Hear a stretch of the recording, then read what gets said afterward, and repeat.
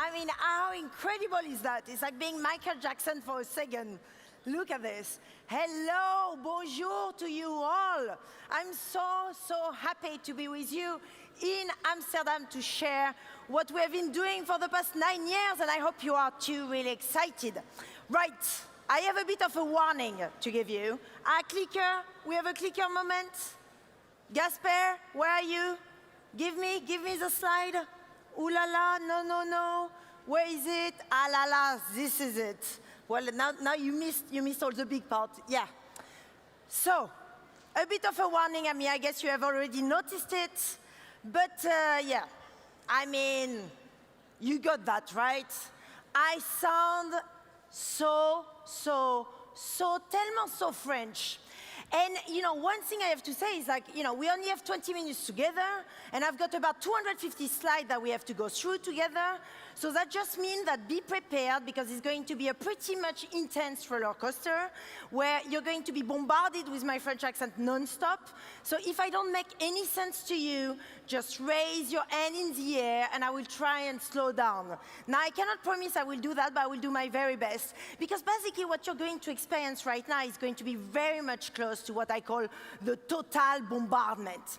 You know, I'm going to be speaking to your intestine right here. And then this presentation of mine is going to stay with you for the next 3 to 3 years, 3 months, 3 years, you know, who knows. And you might never really digest it, because it's going to be a total bombardment on every single level. I'm going to bombard you with humanities, philosophy, design, architecture, you know, all of that at once. And very much this presentation is going to feel to you like an absolute chaos. And that's very much the way I do and I practice in my studio, right? I truly believe into chaos as a way to actually engage members of the public. And I also really believe in human intelligence. I know that you don't need any bullet points, right? Bullet points is so passé. You don't need bullet points because you can understand what I'm saying to you, right? Hopefully, even with my French accent. Are we all prepared? We are all on the same page? Oui, boom. So, this is the pessimistic part of the presentation. So I started quite uplifting, but you know, we have to say the truth, right? I think we all have to agree on the fact that, you know, we are all mythologists, and I'm going to tell you a bit more why I'm saying this, because in this room, we are foremost, you know, all in the tech field or all in the digital field, and I consider us as creative people, but also as mythologists. And, you know, pretty much we have no long-term plan either. That's the depressive part, but, you know, we'll get back to it. So what do I mean by mythology and mythologist, right? I mean, it's an amazing job title as well, mainly currently owned by social scientists, but, you know, what about us? What about creative people? And the first person that kind of like coined the term of like being a mythologist is someone called Roland Barthes. Now, you might not remember this social science class of yours, but basically in 1957, he wrote this book in which he's saying that the mythologist has a duty to reveal the universal bourgeois myths that regulate our language and its system of meanings. What he's trying to say there is that, to some extent, there is a specific person in our society, and that's foremost a creative, someone like us, basically, who has for duty to actually analyze our everyday and actually digest it and, you know, kind of get it out again to members of the public. That's what a mythologist does. And he does that with a political mindset, with a viewpoint, right? You don't just delete or, you know, transfer culture like that. You kind of like, it goes through your process and then you bring it back to members of the public.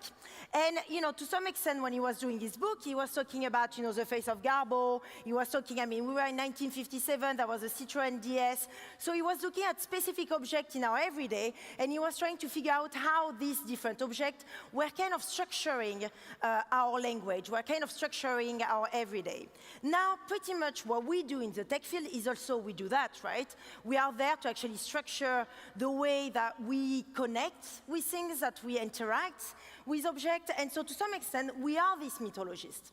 And so back in 1957, and that's how Barthes was talking about it, he was saying, well, the mythologist is here to reveal. You know, the mythologist is someone like you and me who has for duty to actually find a way to, you know, digest the culture for members of the public and kind of like reveal a certain element of meaning to, you know, to an audience. Now, at the same time that we had The Mythologist by Roland Barthes, we also had the big blob. Do you know that film, The Blob? 1958. It's one of the first science fiction movies in which you have this giant gray goo there, which is kind of eating up all the world. And that is, the first stage of the gray goo. It's kind of a huge space that is eating all of our culture, eating everything around us, and there is nothing left. So that was in 1958. 1958, we had the blob, which was eating up all the culture. And in 2016, what do we have? We have Google Trend. Fantastic place where basically everything is being eaten up, digested, re-put into member of the public without us, member of the public, actually knowing who made the decision, who is behind Google, how does that function. And then, of course, we tackle one of my massive issues as a designer is the fact that basically that is giving us an audience which is lethargic.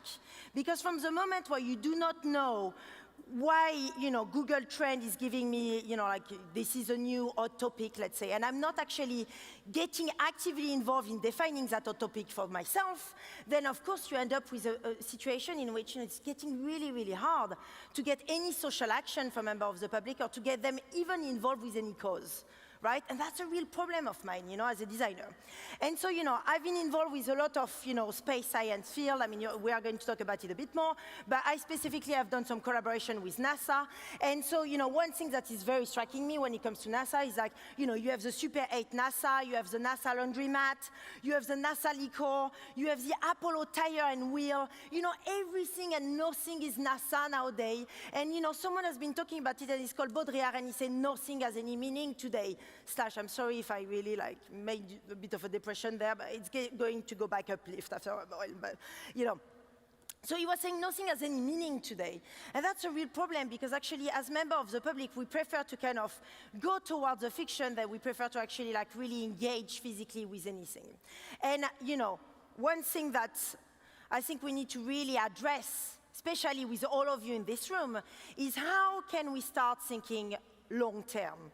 Because currently what we have done is, we have built structure for knowledge, but we have no visionary. We have no vision for what we want to do, what we want to achieve with it, how you can share the viewpoint of your coworkers, how can we make the tech not anonymous. And that's one thing that is very current nowadays, is like everybody is hiding behind, I hide behind Google, Google is telling me this, Facebook, sorry, Julie, Facebook is telling me this, but, what about the people behind it? And I think it's fantastic, when you see Julie, then you want to ask her, you say, okay, well, Julie, how did you make this choice, and we want to see these faces.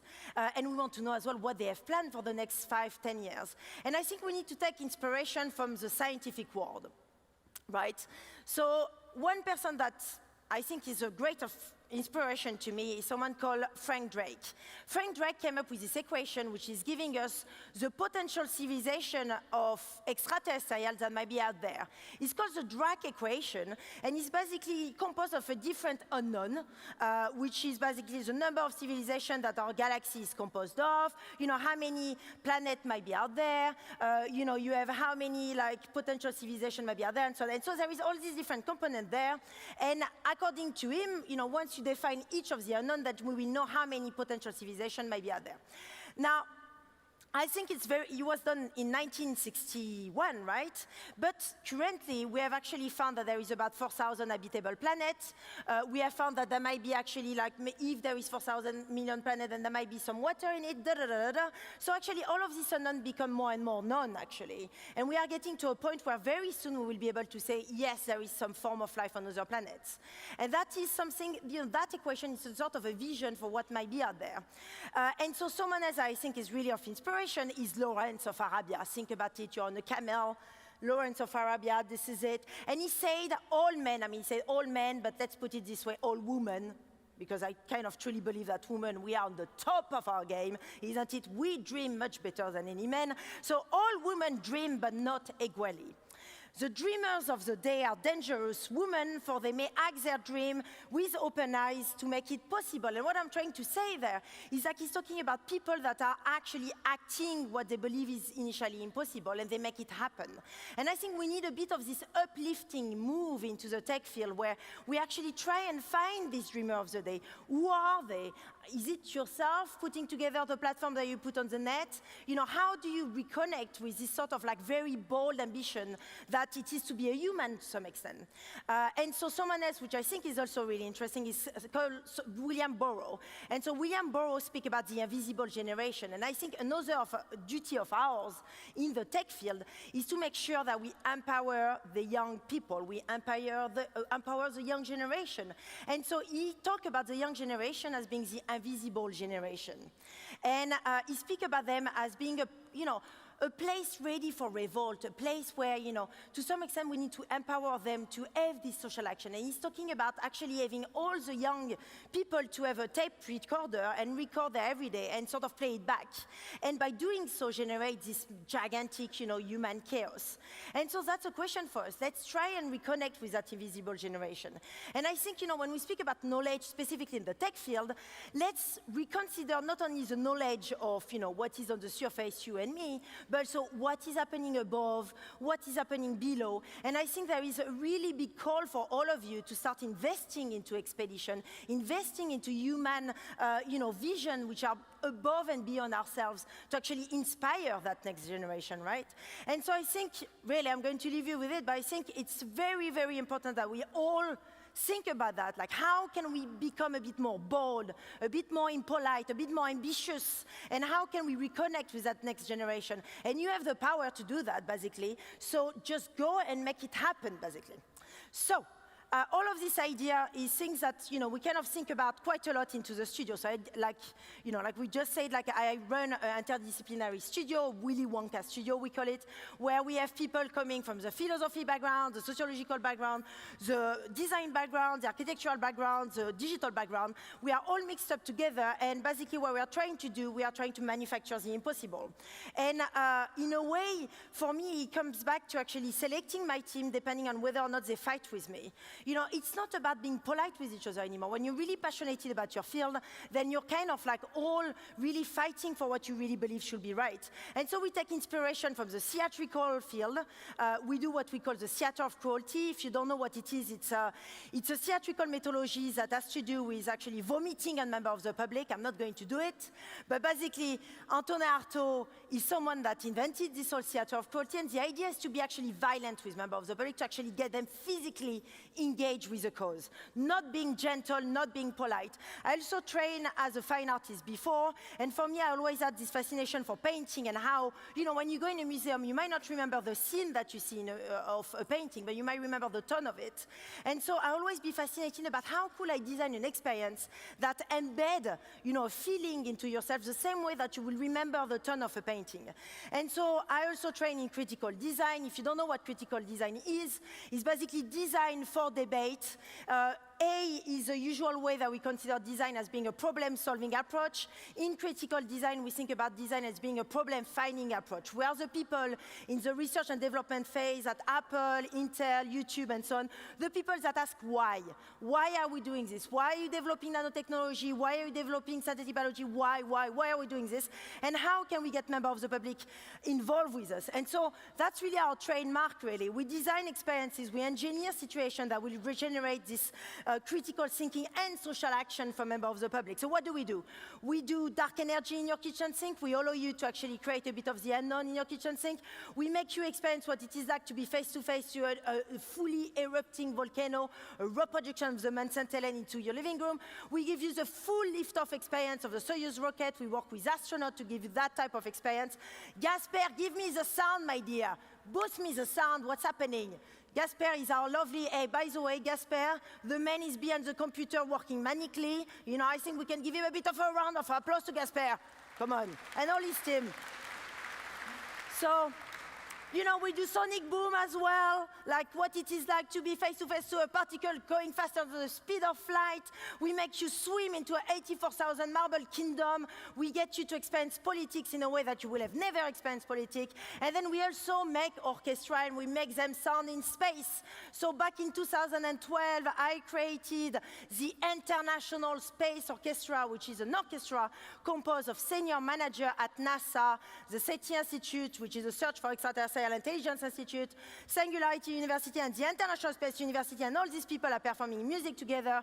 They are reenacting all the drama of mission control, everything that went wrong inside, each of the mission, and they are reconnecting with members of the public in, through their musical passion, but also through their passion for music and science. And so some of our collaborators, to name a few, Bruce Sterling, Bobby Womack, when he was still with us, Damon Albarn and so on, composed the music with us. And then eventually we performed in front of the world's largest wind tunnel. We got invited by George Lucas to record an album at Skywalker, which is a place where they did Star Wars. We did a feature film about this whole project.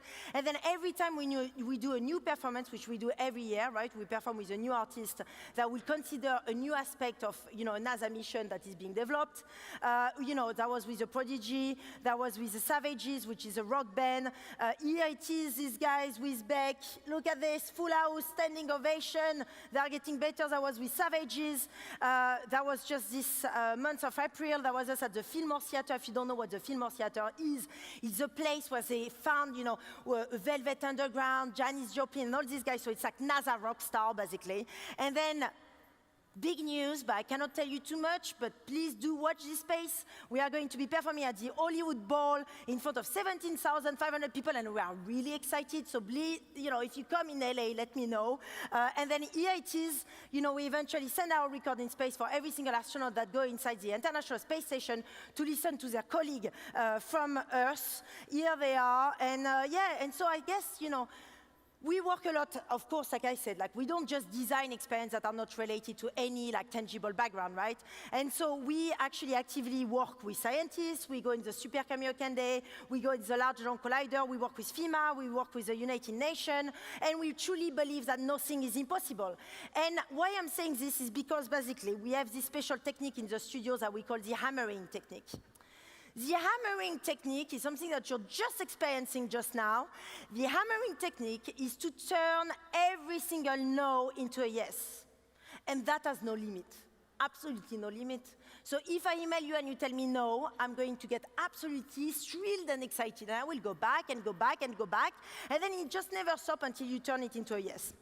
And so for us to actually connect with as many members of the public as possible and to actually connect them with a specific cause, we like to engage on multiple channels. And that's what we call the total bombardment, right? So I'm the director of Nelly Ben Hayoun Studio. I'm a Wired Innovation Fellow that allow me to speak with a lot of tech companies, designer of experiences at the SETI Institute, the Search for Extraterrestrial Intelligence Institute, which was created in 1984 by Jill Tarter with a woman that inspired Contact, the film, and Tom Pearson, John Cunningham, to actually try and figure out whether or not we are alone in the universe. And so I work with the scientists there, and I'm head of experiences that we transfer. Of course, we transfer fantastic platform in which I basically work on actually giving, sharing with this 90 million active users a month, our passion for politics. We are passionate about politics, and we are passionate about viewpoint, and we want to engage the young generation with it. So I will come up with projects like this. This is a We Can Do It campaign that we have just launched, in which we support projects and people that are kind of creating projects which are bigger than the sum of themselves. We have launched the politics series that was during the European election results, and we encourage, young people to send us their drawing that we will put onto We Transfer. That's a picture by Jean Julien, who is the man behind Peace for Paris. We work with MoMA to develop project on the design and violence. We do a lot of projects as well with the scientists, in which we work as a work-off on the creative class and so on. And what we do as well is we invest in education. And if you're not investing in education, then you're totally wrong, because it's so expensive nowadays. Think about it how amazing it could be if you could support a student to actually go in a very good school like Central St. Martin's and actually study and do that for above 10 years to actually just support them without expecting anything back. And I think that's the beauty of it too. So member of the International Astronautical Federation that allowed me to have like a political mindset. And most recently, I got into a Barbie. This is it. This is my Barbie, as you can see here. That is it. That's, she's got a remove ML helmet. Yes, this is it. And so, yeah, so you end up being like this, but this total bombardment technique is very useful to actually engage as many members of the audience as possible with the cause. So Disaster Playground is our latest project in which we are looking at, what is happening if a big asteroid was to strike on our planet, who are the people in charge? And so we went all around the US to actually meet with all of the scientists. We applied the theater of cruelty. We meet each of them inside their office and we ask them, what would you do if an asteroid was to strike? Was to strike, and so keep on going like this, all the way to the United Nations. We had incredible music by Headbanger Record, which produced Daft Punk and Justice, so it's kind of like giving you a good boost.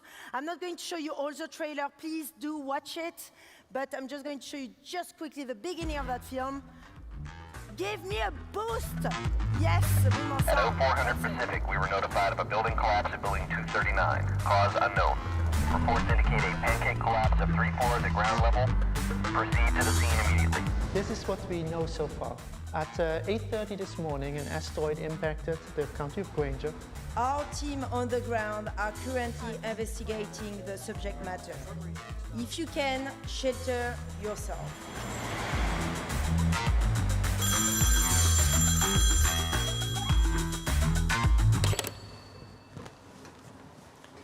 Catalina Sky Survey, this is Eric. I can't believe this. There's news here that an asteroid just hit in Texas. And it took out an entire town. I mean, it doesn't make any sense to me what you're talking about. Asteroids? An asteroid. An asteroid.